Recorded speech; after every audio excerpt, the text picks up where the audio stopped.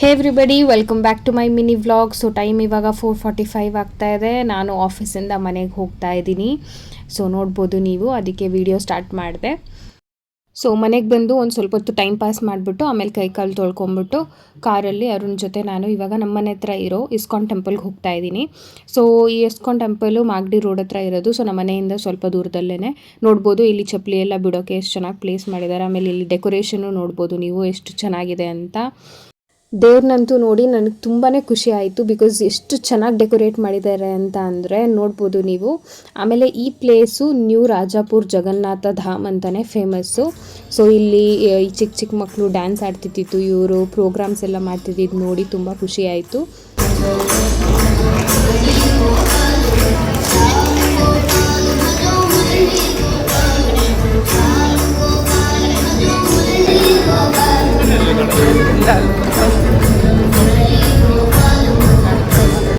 So ಈ video ನೋಡ್ತಿರೋರು ಎಲ್ರಿಗೂ ನಿಮ್ಗೆ ಯಾವಾಗಾದರೂ ಟೈಮ್ ಸಿಗುತ್ತೆ ಅಂತ ಅಂದಾಗ ಪ್ಲೀಸ್ ಬಂದುಬಿಟ್ಟು ಈ ಟೆಂಪಲ್ ವಿಸಿಟ್ ಮಾಡಿ. ತುಂಬಾ ಪ್ಯೂರ್ ಫೀಲಿಂಗ್ ಸಿಗುತ್ತೆ. ಆಮೇಲೆ ತುಂಬಾ ಬ್ಯೂಟಿಫುಲ್ ಪ್ಲೇಸ್ ಟು ವಿಸಿಟ್. ಆಮೇಲೆ ನೀವು ನೋಡ್ಬೋದು ಇಲ್ಲಿ ಎಷ್ಟೊಂದು ಈ ಥರ ಸ್ಟಾಲ್ಸ್ ಎಲ್ಲ ಹಾಕಿದ್ರು. ನಿಮ್ಗೇನಾದರೂ ಪರ್ಚೇಸ್ ಮಾಡಬೇಕು ಅಂತ ಅಂದರೆ ಲೈಕ್ ಫಾರ್ ಎಕ್ಸಾಂಪಲ್ ಈ ಕೀ ಚೈನ್ಸ್ ನೋಡ್ಬೋದು ನೀವು. So any key chains, drawing ಬುಕ್ಸೇ ಆಗಲಿ, ಮಕ್ಳಿಗೋಸ್ಕರ ಅಥವಾ ದೇವ್ರ ಫೋಟೋನೇ ಆಗಲಿ, ಅಥವಾ ಸೊ ಇಲ್ಲಿ ಫುಡ್ ಸ್ಟಾಲ್ಸು ಕೂಡ ಇತ್ತು. ತುಂಬಾ ಐಟಮ್ಸ್, ಡಿಫ್ರೆಂಟ್ ಐಟಮ್ಸ್ ಸಿಗ್ತಿತ್ತು. ನಾವು ಒಂದು ಭಗವದ್ಗೀತಾ ಬುಕ್ಕು ಮತ್ತು ಇದನ್ನು ತೊಗೊಂಡ್ವಿ ಕಾರಲ್ಲಿ ಹ್ಯಾಂಗ್ ಮಾಡೋಕ್ಕೆ. ತುಂಬಾ ಚೆನ್ನಾಗಿದೆ ಅಂತ ಅಂದ್ಬಿಟ್ಟು ಆಮೇಲೆ ಪ್ರಸಾದ ತಿಂದ್ವಿ. ಪ್ರಸಾದ ಅಂತೂ ತುಂಬಾ ಟೇಸ್ಟಿಯಾಗಿತ್ತು.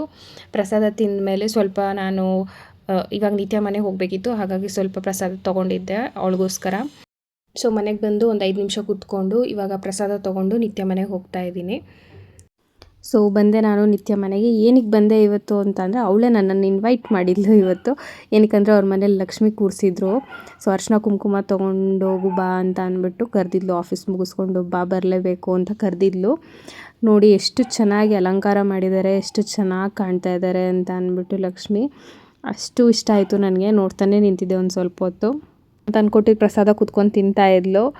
ಆಮೇಲೆ ಸ್ವಲ್ಪ ಹೊತ್ತು ಕುತ್ಕೊಂಡು ಮಾತಾಡಿದ್ವಿ. ಆಮೇಲೆ ನನಗೆ ಒಬ್ಬಟ್ಟು ಬಿಸಿ ಮಾಡಿಕೊಟ್ಲು ತಿನ್ನಲಿ ಅಂತ ಅಂದ್ಬಿಟ್ಟು. ಆಮೇಲೆ ಅನ್ನ ಸಾರು ಹಾಕ್ಕೊಟ್ಲು, ಊಟ ಮಾಡಿದೆ, ಹೊಟ್ಟೆ ತುಂಬ ಊಟ ಮಾಡಿದೆ.